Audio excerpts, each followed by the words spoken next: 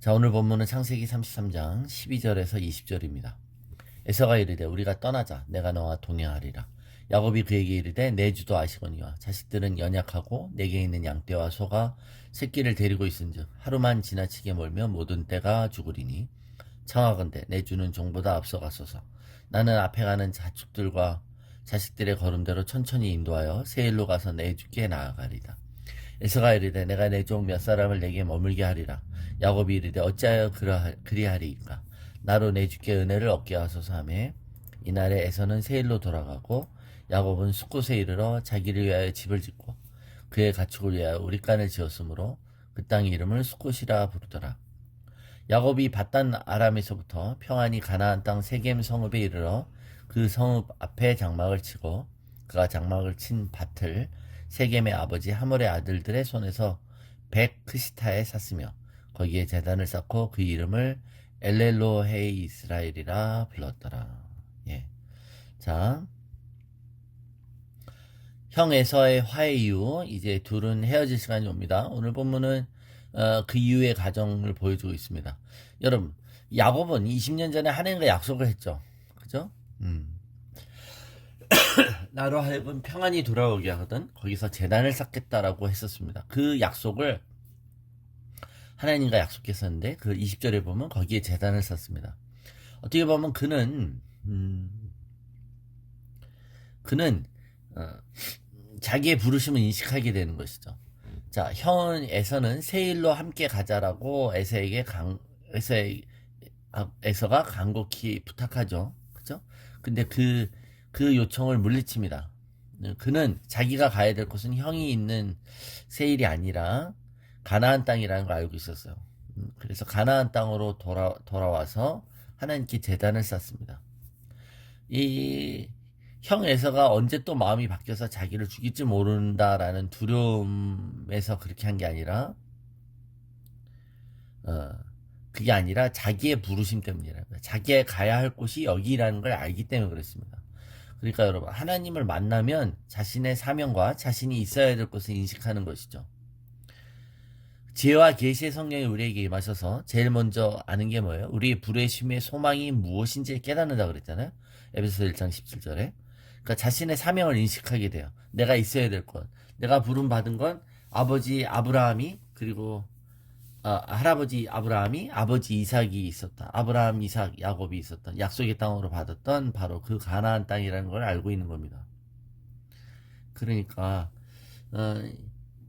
여러분, 이 약속이 복선처럼 이미 야곱이 하나님과 알던 모르던 그는 그렇게 하나님 앞에 약속을 했었고 그 약속이 여러분 사람이 계시한 게 아니라 하나님이 그에게 주신 비전, 이 계시죠? 이런 계시. 네. 그러니까 사람이 시작한 것이 아닌 하나님이 계시에 의해 계시된 그죠? 네, 발음이 비슷합니다만 자 이렇게 되는 겁니다. 근데 여러분 이 장면에서 우리가 약간 갸우뚱하고 이런 일이 있었겠구나라고 여기에 잘 중간에 이 야곱가에서 이 행복한 이 화해와 상봉의 장면을 볼 때 우리가 느끼는 건 뭐죠? 분이엘에서 야곱은 분명히 하나님과 씨름을 하고 하나님을 만났습니다. 그런데 성경이 설명 안 된 게 있지만 야곱만 변한 게 아니라는 것이죠. 형에서도 변했다라는 것을 알 수 있습니다. 그러니까 여러분 솔직히 20년 전에 야곱과 형 에서 중에 누가 더 남성다우고 누가 더 쿨하고 이게 누가 더 그랬어요? 솔직히 여러분 에서가 더 매력 있는 사람이라 그랬잖아요. 예. 근데 형 에서는 20년 전에는 야곱에게 속았다는 것을 알았을 때는 야곱을 죽이려고 하는 복수심에 가득 찼었습니다. 실제로. 그런데 지금 그랬던 에서가 지금 400명을 이끌고 온 것은 동생을 마중하러 나왔던 것입니다. 동생을 호위하겠다고 하죠. 오늘 본문에도 보면 내가 가더라도 너를 지켜줄 사람들을 남겨주겠다는 겁니다. 너를 감시할 사람을 남겨주는 게 아니라 동생을 걱정하는 마음에서 먼 길을 여행해야 되는 이 동생 가족을 위해서 자신의 이 사병들을 붙여주겠다는 겁니다. 이 여기에는 형 에서가 동생을 너무나도 사랑하고 위하는 마음이 드러나 있습니다. 여러분, 에서가 살고 있는 세일산에서 지금 이 상봉의 장소인 야복강까지는 150km가 됩니다. 150km가 여러분 가까운 거리는 아니죠. 에서가 내가 너와 동행하리라. 네. 아버지가 있는 브엘세바로 그리고 자신이 있는 세일산으로 함께 떠나자고 그렇게 말하는 거잖아요. 안 그러면 너를 보호하기 위해 사람들을 남겨놓겠다고. 이런 세세한 배려의 말과 친절의 이런 변화가 에서에게 있는 것입니다. 그러니까 이런 화해의 상봉을 위해서 에서가 어떤 마음으로 오는지 모르는 두려워하는 야곱을 위해 하나님은 어떻게 보면 형 에서의 마음을 먼저 변화시켜 주신 것이죠.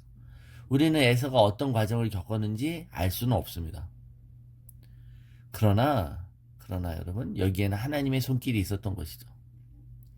우리는 하나님께 다른 사람을 변화시켜 달라고 기도하고 노력할 때가 있습니다. 야곱도 그랬을까요? 형 에서가 마음을 풀기를, 또 그리고 하나님 앞에 형 에서의 성격이 누그러뜨리기를, 나에 대한 분노가 사그라들기를 기도했을 수 있습니다. 그런데 실제로 변해야 되는 건 형 에서가 아니라 야곱 자신이었던 것이죠. 똑같다는 겁니다. 우리는 저 사람이 변해야지 라고 기도할 수 있습니다. 하나님, 저 사람 좀 변화시켜 주세요. 그런데 실제로 그렇지 않다는 거예요. 저 사람 예수 믿게 해주세요. 저 사람 하나님 만나게 해주세요라고 기도하는 게 틀린 기도는 아닙니다만, 어떨 땐 먼저 내가 하나님을 먼저 만나야 되죠. 내가 하나님을 덜 만나서, 내가 하나님을 잘 몰라서 여기에 관건이 있을 수도 있습니다. 내가 변하면 하나님이 다른 사람도 변하게 하신다는 겁니다. 이 놀라운 비밀이죠. 그래서 먼저 눈을 우리 자신에게 돌려야 되는 줄로 믿습니다. 누군가에게 잘못을 지적하거나 누군가에 시정할 거리가 있다면 나부터 해야 되는 거죠. 그럴 때 그러지 않고 남의 돌보를 빼려고 하면 안 되는 것처럼 이 변화도 나부터 일어나야 되는 줄로 믿습니다.